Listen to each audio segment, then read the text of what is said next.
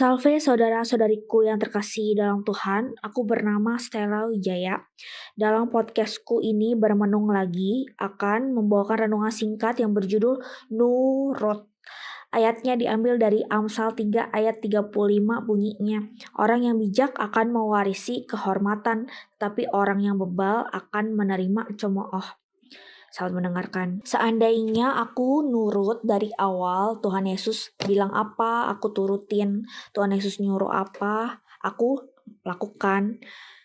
Urusan akan pastinya cepat beres, secara benar dan lebih cepat dan gak ngejelimet.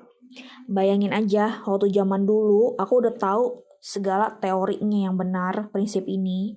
Dari hal-hal kecil, contohnya aku lagi ngajar. Zaman dulu kalau aku ngajar, pulang ngajar aku kan lapar. Mau beli roti 5 rasa, Tuhan sudah pesen. Ditulis aku lewat tulisan, gak ngomong gitu. Lewat gerakan tangan, nulis aku bilang, abis ini langsung pulang, jangan beli makanan. Gak bilang langsung pulang, jangan beli makanan dulu gitu. Aku bandel, pengen tahu ini roti 5 rasa ada apa enggak ya. Ternyata beneran gak jualan. Udah gitu juga tentang urusan yang lain, misalnya ke gereja. Ke gereja besok aja. Aku ragu-ragu ke gereja apa enggak, lagi sempetnya sekarang gitu entah sore. Ternyata bener hujan. Jadi segala sesuatu Tuhan sudah rencanakan, Tuhan sudah atur, kehendak Tuhan yang terbaik. Memang di sermon Allah ini atau kepekaan suara hati kita, minta tentang kepekaan suara hati dari Roh Kudus itu harus terus-menerus dilatih. Gak bisa langsung instan, ya kan? Tapi emang benar, kalau misalnya suara Tuhan Yesus yang benar, kita sebagai domba-dombanya mengetahui suara gembala yang benar dan baik. Pasti kita mengenali ini suara Tuhan Yesus yang asli atau bukan.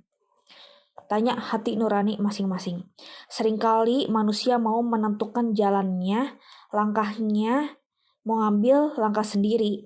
Sebenarnya udah tahu nih tujuannya pasti ke A, tujuannya ke kota A, tujuannya targetnya ini. Tapi seringkali caranya yang Tuhan mau adalah aku dan kita manusia semuanya menuruti, bukan hanya langkahnya atau tujuannya, bukan hanya fokus ke tujuannya, tapi dari langkah-langkah kecil harus step by step menurut kehendak Tuhan yang caranya benar. Contohnya aja ya, kita belajar dari kitab Bilangan 20 ayat 11 sampai dengan 13. Ini temanku Dian lagi gak sempat datang, jadi aku yang baca ayatnya jadi ya. Sesudah itu Musa mengangkat tangannya lalu memukul bukit batu itu dengan tongkatnya 2 kali. Maka keluarlah banyak air sehingga umat itu dan ternak mereka dapat minum. Tetapi Tuhan berfirman kepada Musa dan Harun. Ingat gak Tuhan berfirman kepada Musa dan Harun apa? Ayo ingat-ingat lagi. Apakah setiap hari kita membaca Alkitab, menyempatkan diri baca Alkitab, meluangkan diri membaca Alkitab sangat penting untuk silih sebagian. Ya betul, udah pada buka Alkitab kan?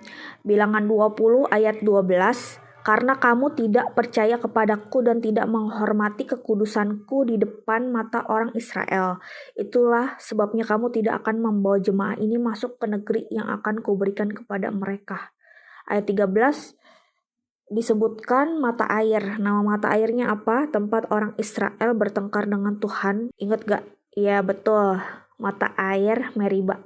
Ayatnya bisa dibaca sendiri ya. Mengapa Tuhan Allah itu marah kepada Musa? Bukannya marah ya, maksudnya gini. Kita mikir-mikir lagi kenapa Musa tidak sesuai dengan kehendak Tuhan, apanya yang tidak sesuai, yaitu caranya. Kalian yang udah belajar tingkat lebih dari tingkat pre-basic pasti udah tahu ya. Kalau misalnya kalau misalnya Musa malah memukul tongkatnya 2 kali, itu salah. Yang dimaui oleh Tuhan itu apa terhadap Musa?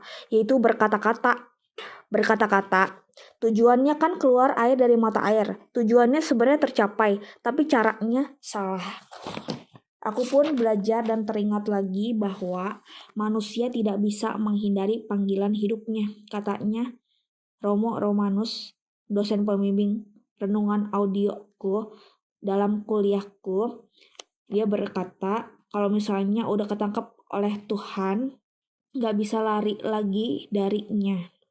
Ya begitu, aku juga teringat bahwa Tuhan tahu yang terbaik untuk menentukan arah hidup manusia, tapi seringkali yang menghalang-halangi rencana Allah ataupun tercapainya tujuan itu adalah kehendak manusia sendiri yang menolak untuk nurut. Jadinya sulit untuk nurut. Ya, begitulah renungan aku. Semoga menjadi manfaat bagi kita semua. Semangat terus dan maju terus dalam Tuhan. Ya.